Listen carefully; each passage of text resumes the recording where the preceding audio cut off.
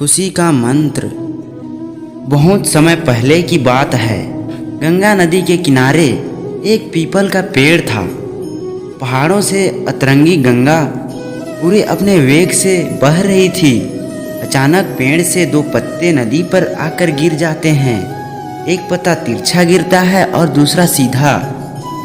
जो पत्ता तिरछा गिरा था वो जिद पर अड़ गया कि और कहने लगा कि आज चाहे जो हो जाए मैं इस नदी को रोक के रहूँगा, चाहे मेरे प्राण ही क्यों ना चले जाएं, मैं इसे आगे बढ़ने नहीं दूंगा। वह पत्ता जोर जोर से चिल्लाने लगा कि रुक जा गंगा, मैं तुझे आगे नहीं जाने दूंगा। पर नदी तो बहती ही जा रही थी। नदी को तो पता ही नहीं था कि कोई पत्ता उसे रोकने का प्रयास कर रहा है। इधर पत्ते की जान पर बन आई थी।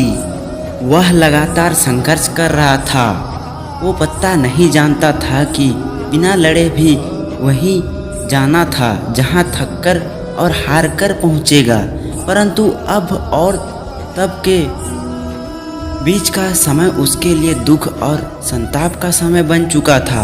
वही दूसरा पत्ता जो सीधा गिरा था वो नदी के प्रवाह के साथ बड़े मज़े से बहता जा रहा था और वह कह रहा था कि चल गंगा, आज मैं तुझे तेरी मंजिल तक पहुंचाऊंगा, चाहे जो हो जाए। मैं तेरे मार्ग में कोई भी अवरोध नहीं आने दूंगा। नदी को इस पत्ते के बारे में कुछ भी पता नहीं था। वह तो अपने धुन में सागर की ओर बहती जा रही थी। लेकिन यह पत्ता खुश और आनंदित था, क्योंकि उसे तो लग रहा था कि मैं ही नदी को अपने साथ बहाए ले जा रहा हूँ। तिरछे पत्ते की तरह सीधे पत्ते को भी यह नहीं पता था कि चाहे वो नदी का साथ दे या नहीं दे, नदी तो वहीं पहुँचेगी जहाँ उसे जाना है। पर अब तब के बीच का समय उसके लिए आनंद का समय बन चुका था।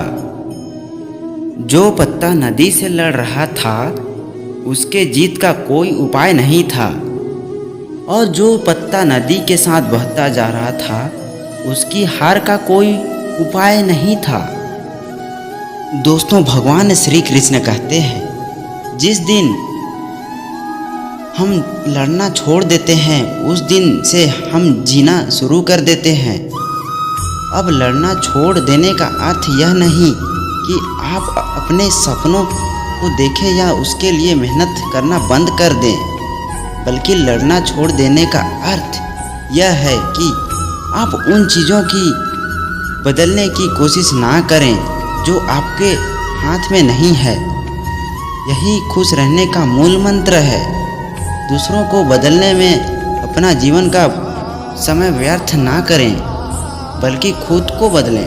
दोस्तों, ऐसे ही इंटरेस्टिंग वीडियो के साथ मिलते हैं अगले वीडियो में। तब तक के लिए जय श्री कृष्ण, बाय बाय।